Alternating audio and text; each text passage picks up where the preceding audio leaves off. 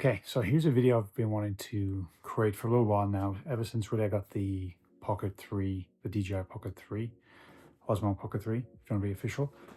And really it was just the different options I have when it comes to videoing and the gimbals that I have and really the solutions. And one, just kind of highlighting how cool and compact the DJI Osmo 3 Pocket 3 is, and showing obviously what's out there and the different scenarios in which things might work. So behind me, I basically have 4 different solutions to recording and all with different scenarios, and I want to cover them with you. And I'm shooting from my wife's phone right now because my phone is over here. All right, so forgive me if this footage is kind of shaky because all of my gimbals, oh hello, all my gimbals are over here. So let's even just turn some of these on. We'll record on some of these, why not? Let's do vertical on you. You already know. Okay, and then I've got 2 mics on, so I'll show you here on this. Got the 2 mics, and one is my AnchorWorks, and then the other comes with the DJI Osmo. The Pocket 3, the new 2nd generation of DJI's mic. So here we go. So DJI Osmo Pocket 3, great little deal, so compact. We have the Insta360 flow with my camera on there. I'm rubbing my eye, as you can see. Okay, GoPro, which is on its Volta stick and obviously has no stabilization other than what the settings have inside of it. We have my Sony Zv-E10 right here, which I love this camera on the Hohem gimbal. That also has some tracking features here with this camera, which comes with it, and is pretty cool. And I threw this in there just to kind of show my AnchorWorks. I also have my Rode mic and this thing with an Arca Swissplay in the top. Very versatile. I use that for basically all of these things. I've sat on that thing at one point. And yeah, so basically tracking and stabilized, stabilization. It's all basically inside of it, right? It's all a setting and it crops in and whatnot to stabilize an image as opposed to just being stabilized. So pretty shaky, but obviously underwater and waterproof, all that fun stuff. Obviously this thing isn't waterproof, my Sony, but in this setup, we find it does have tracking because of the camera over here.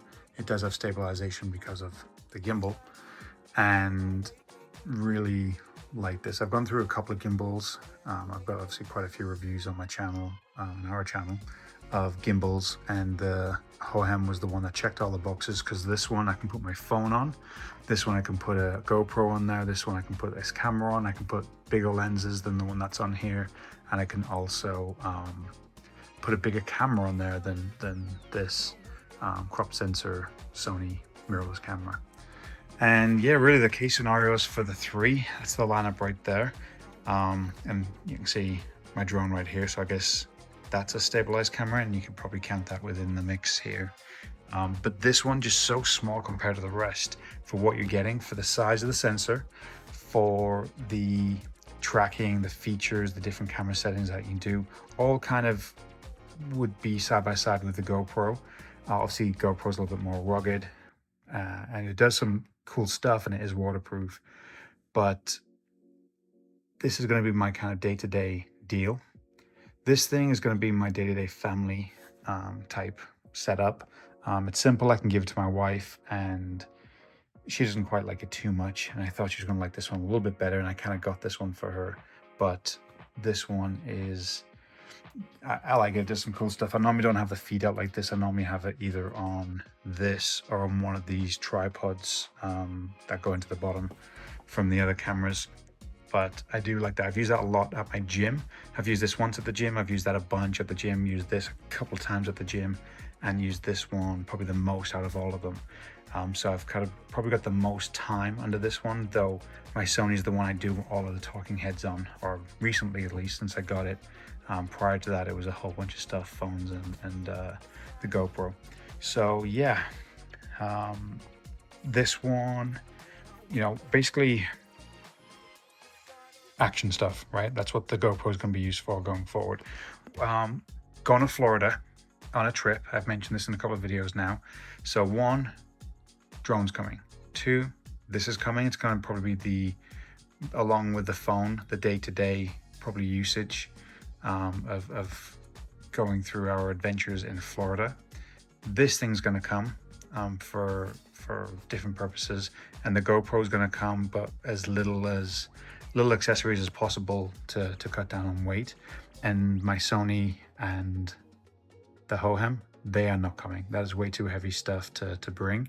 I'm not going to bring the Anchorworks mic. I'm probably not going to bring the Rode, or probably even this thing. I'm going to try and be as minimal as possible, but the drone has to come because we're going to Paradise. We're going to the Keys in Florida, so I have to have that. And these other ones, yeah, just the GoPro and just these two. So GoPro for action stuff, for underwater stuff. I was thinking about getting the X3, the Insta360 X3 360 camera. That might still come with us. I doubt it, because it is with the dive case and everything like $500-600, and we just spent a whole bunch on this one to get this set up. So I kind of made a sacrifice there. I basically picked this one to take to Florida over the X3, which I really want, but I think this probably is going to be the best bet for us. And then, yeah, my Sony, I've used it at the gym a whole bunch. Obviously, it is a bit heftier, especially when I have it on these legs with the Hohem body and then the Sony on top. It is heavy. That can sometimes be a good thing when you're trying to get a steady shot because you got some weight behind it. Trying to get some steady shots with this, and you have to be pretty intentional. If you're just moving it around like this, you're not going to get the best type of shots. Because they're not going to be nowhere near as steady as they should be when you're being more intentional. So basically two-handed and being very smooth and steady with your movements on that one. So yeah, basically of all of them, I'm happy with my setup of all these cameras that I have now. Of course, there's so much room for more. Again, the X3 would be great. I did review the Insta360 Go3 or Go2? Go3. And I love that little camera. Just the fact that it's a tiny little thing like that. It's got the little housing that makes it the same size as a GoPro at that point, but you got that little housing in which you can pull out. That's waterproof, that you can clip to so many different case scenarios. You can put it in weird places. The video I made for that one, I thoroughly enjoyed getting that camera. Basically, actually, it's the same size as this, right? So if I pull this little camera off, basically the Go3 is that size. It's actually even smaller width. Come on, focus. So basically it's the same size as this. It's a little bit thinner in the width department, but it's about the same size. And then it, it clips into a housing that lets you remotely control it. But the Go3 is cool, and I would actually take that to Florida if I still had it, but we don't have that anymore. Sent that one back to Amazon, which the return policy is great. Wish could have kept it, but can't be spending all this money and all this tech and have a budget still. So but yeah, excited to take my Air 3 to Florida. Excited to take this thing and play around with this more and do some cool stuff with it. This thing's coming with us, and I'm sorry Sony, but too big, too bulky, and you need to stay home. But GoPro's coming because I need something for underwater, which the X3 would have probably filled in for the GoPro if I had it. But again, $500-600 for the dive combo that comes with. Don't think it's within the budget to do so. So there you go. So I hope that helps. If you have any questions about any of these devices, I would love to answer anything in the comments.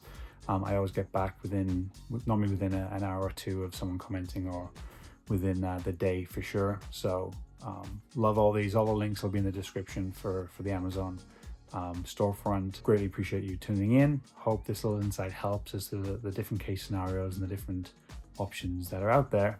They're all cool. There's so much stuff you could utilize, so much tech.